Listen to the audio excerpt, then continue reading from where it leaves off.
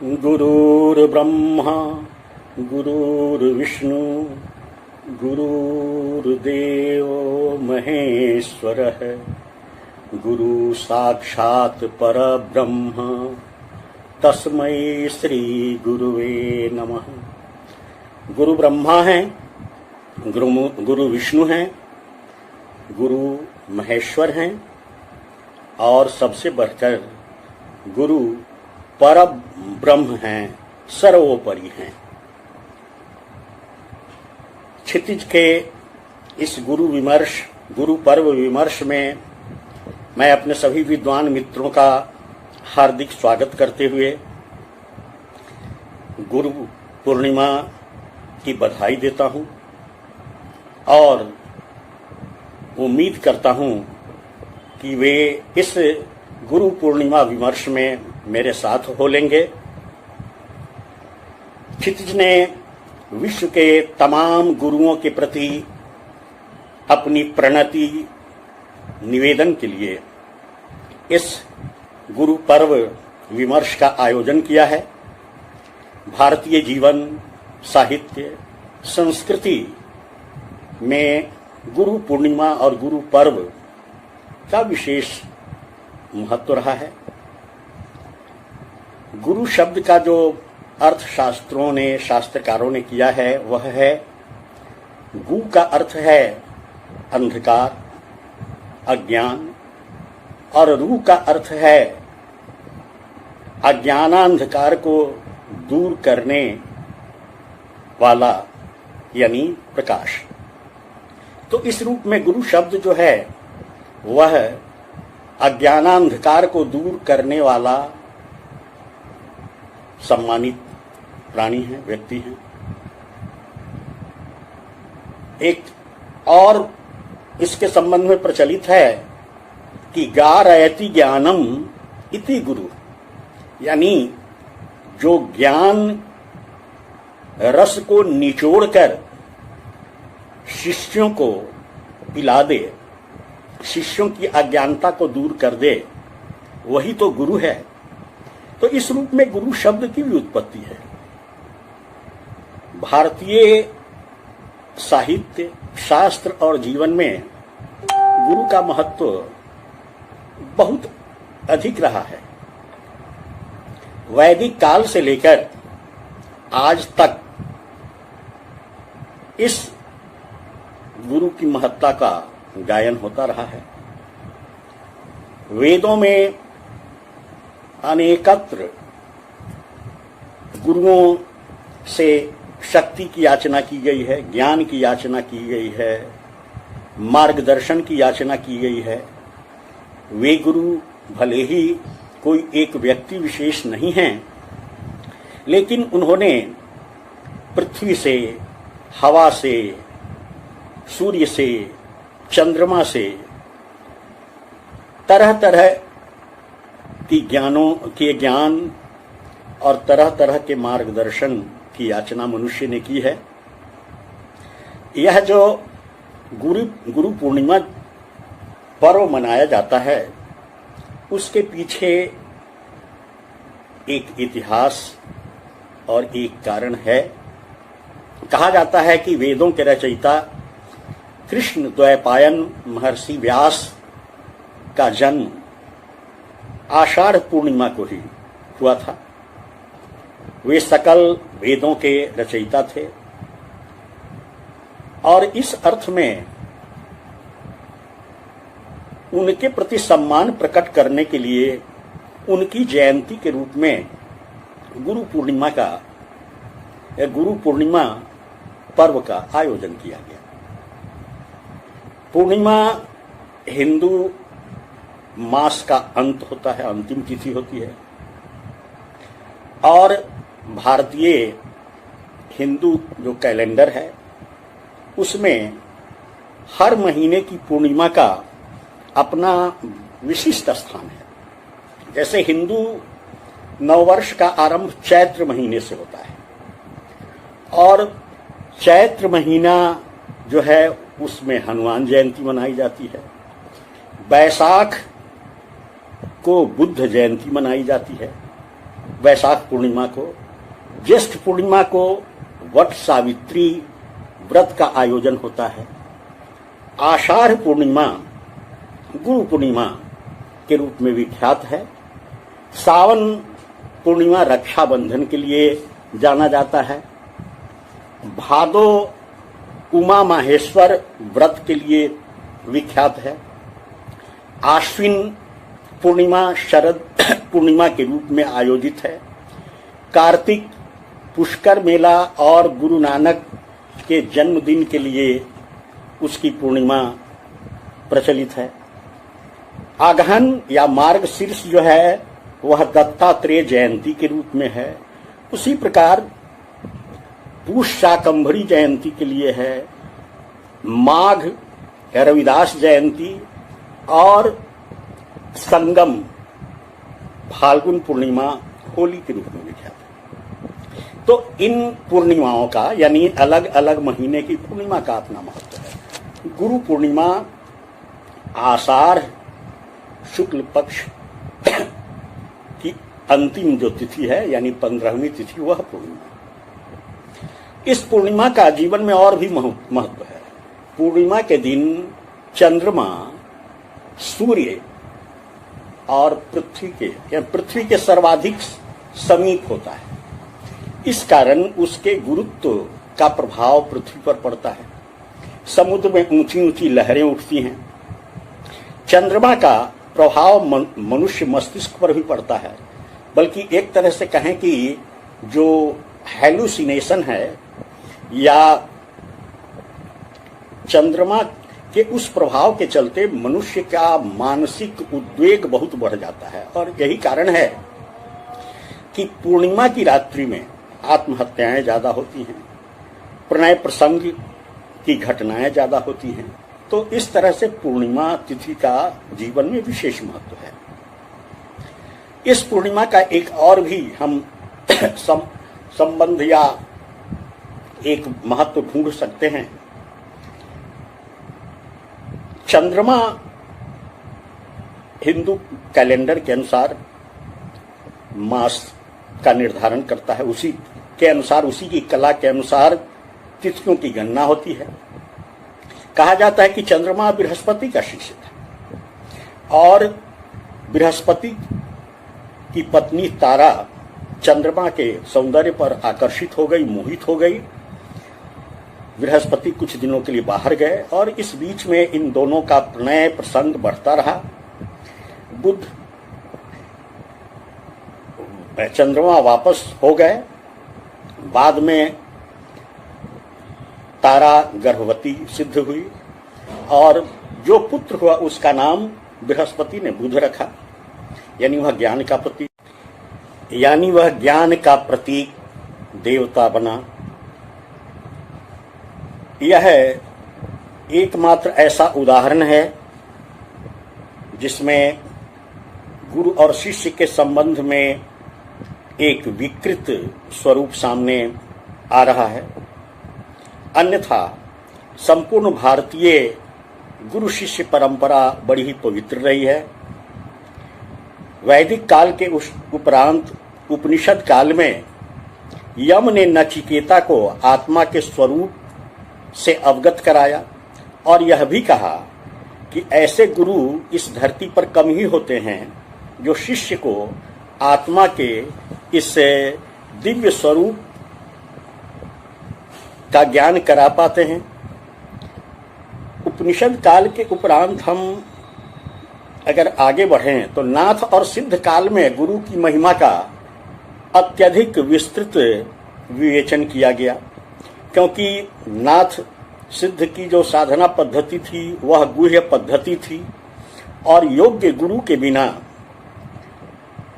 शिष्य साधना में अग्रसर हो नहीं सकता था, सफल हो नहीं सकता था। उसके उपरांत जब हम हिंदी साहित्य की ओर आते हैं तो पाते हैं कि उस परंपरा का पूरी तरह निर्वाह हिंदी साहित्य में हुआ।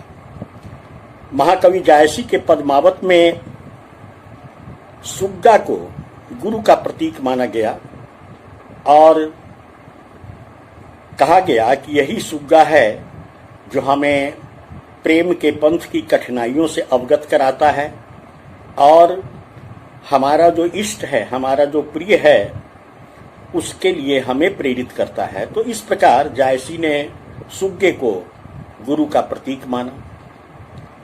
तुलसी ने तो गुरु की वंदना में अनेक सह पद रचे हैं।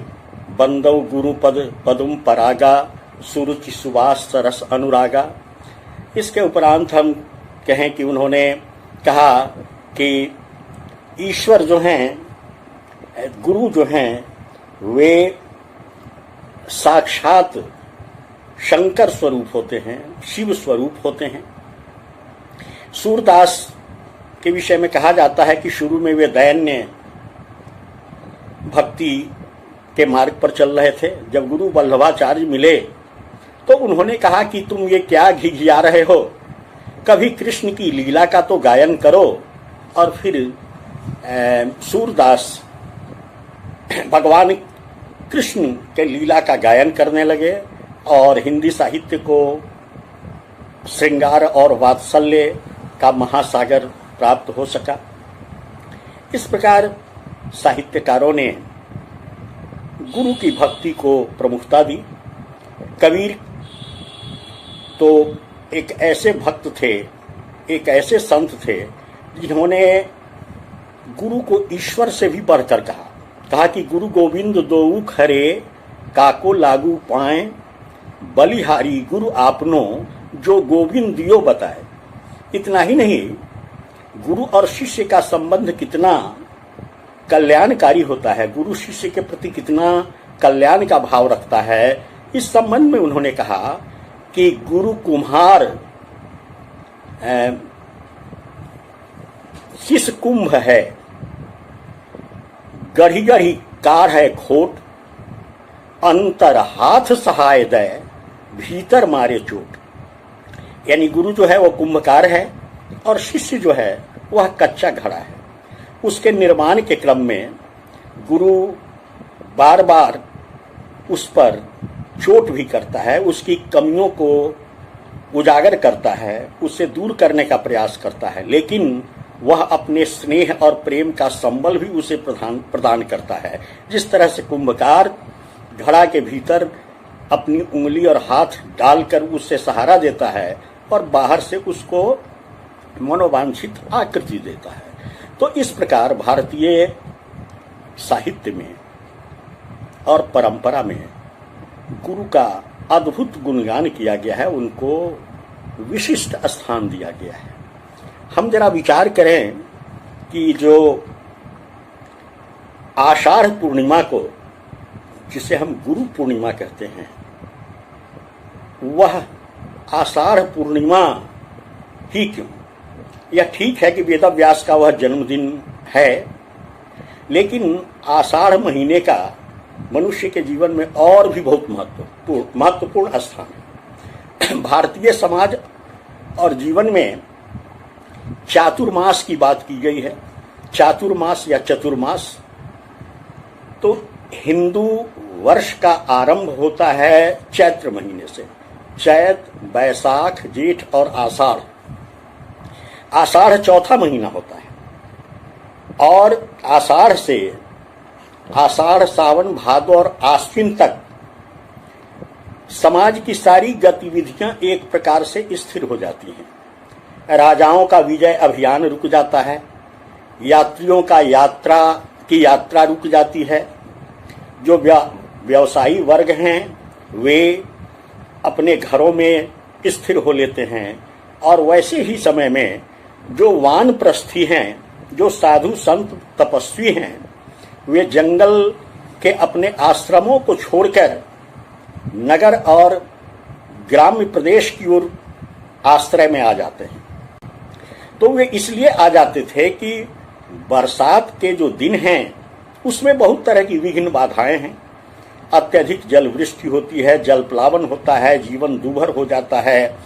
तो इस चातुर्मास में ये वानप्रस्थी और ऋषि मुनि गांव और नगर के समीप आकर अपना आवास बनाते थे, वहीं पर वे यज्ञ करते थे, वे धर्मोपदेश करते थे, वे लोगों के बीच संत मत का या सन्मति का, भक्ति का प्रचार करते थे और लोग भी उस मास की पूर्णिमा यानी आषाढ़ की पूर्णिमा के दिन इन साधु संतों और गुरुओं को सम्मान स्वरूप उनकी पूजा अर्चना करते थे। हमारे देश में गुरुकुल की परंपरा रही है। आज भले ही वह सिर्फ शब्द मात्र है, लेकिन एक समय था जब भारत की सारी शिक्षा व्यवस्था गुरुकुल पर ही आश्रित थी। राजा गुरुकुल को संरक्षण देते थे, वे आर्थिक मदद भी देते थे समय समय पर, लेकिन वे गुरुकुल स्वतंत्र रूप से परिचालित होते थे। हमें जानकारी है, हम सब जानते हैं कि महर्षि विश्वामित्र का भी एक गुरुकुल था, वशिष्ठ का भी गुरुकुल था और भारद्वाज ऋषि का भी गुरुकुल था।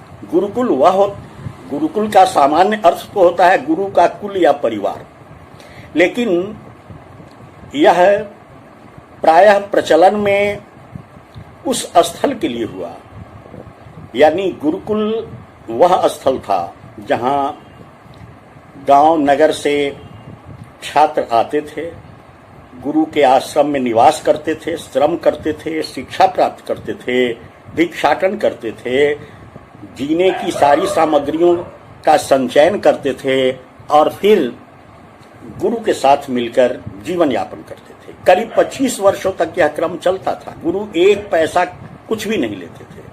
जब शिष्यों का दीक्षांत समारोह संपन्न होता था, उस समय शिष्य दक्षिणा स्वरूप जो देना चाहते थे वे देते थे। उदाहरण है कि वर्तंतु ऋषि का शिष्य कौत्स, जो नितांत गरीब था, उसने दक्षिणा की पहल की और बार बार उसके जिद करने पर गुरु ने आक्रोश में कहा कि मुझे इतने करोड़ स्वर्ण मुद्रा चाहिए।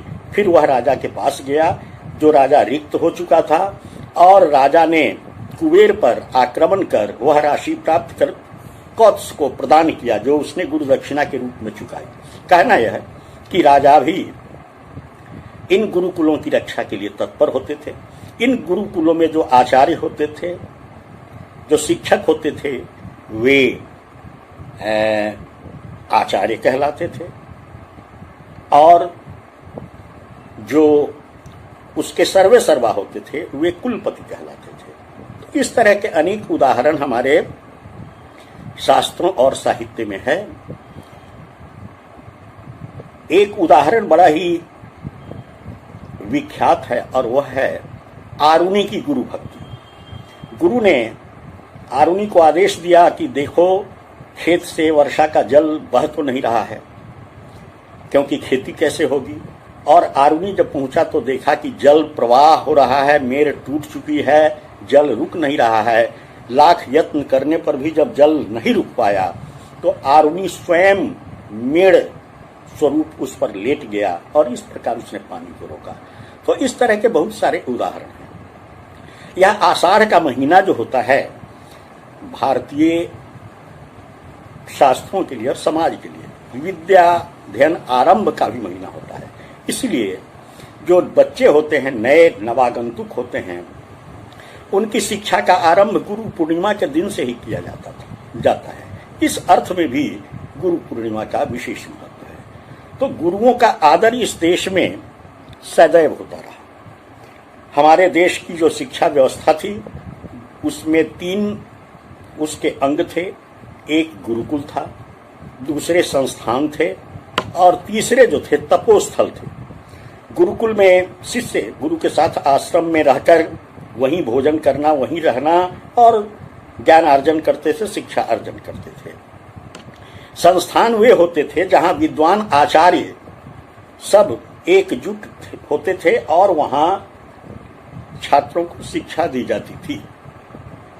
और चौथा तपोस्थल, यानी वर्ष में एक आध बार वहां पर खास समय पर देश भर के दिग्गज आचार्य जुटते थे और फिर वहां ज्ञान की चर्चा होती थी, भक्ति की चर्चा होती थी, तत्व दर्शन की चर्चा होती थी। नैमिषारण्य एक ऐसा ही चिन्हित स्थल भारतवर्ष में था जहां हर वर्ष या बार बार ऐसे महान संतों, ऋषियों, ज्ञानियों और तपस्वियों का समागम होता था और लोगों को इनके मार्गदर्शन का शुभ अवसर मिलता था। तो भारतीय परंपरा में गुरु पूर्णिमा का विशेष महत्व है। गुरु पूर्णिमा सामने है। विश्व भर के गुरु जिन्होंने अपने शिष्यों को गढ़ा बनाया, जिनके भविष्य की श्री समृद्धि में अपना योगदान दिया, वे सभी गुरु इस दिन स्मरण किए जाते हैं। उनके चरणों में प्रणय निवेदन किया जाता है और प्रणति निवेदन किया जाता है और इस प्रकार हम गुरु पूर्णिमा का पर्व मनाते हैं। तो एक बार मैं क्षितिज के इस पटल से अपने तमाम साहित्यिक मित्रों को, अपने गुरुओं को, अपने शिष्यों को इस गुरु पूर्णिमा के पावन अवसर की बधाइयां देता हूं, अभिवादन करता हूं और कामना करता हूं कि भारतीय परंपरा में गुरुकुल की जो मर्यादा और प्रतिष्ठा रही है वह पुनः कायम हो। इन्हीं शब्दों के साथ मैं क्षितिज का आभार प्रकट करते हुए अपनी बातें समाप्त कर रहा हूं। बहुत बहुत आभार, बहुत बहुत धन्यवाद।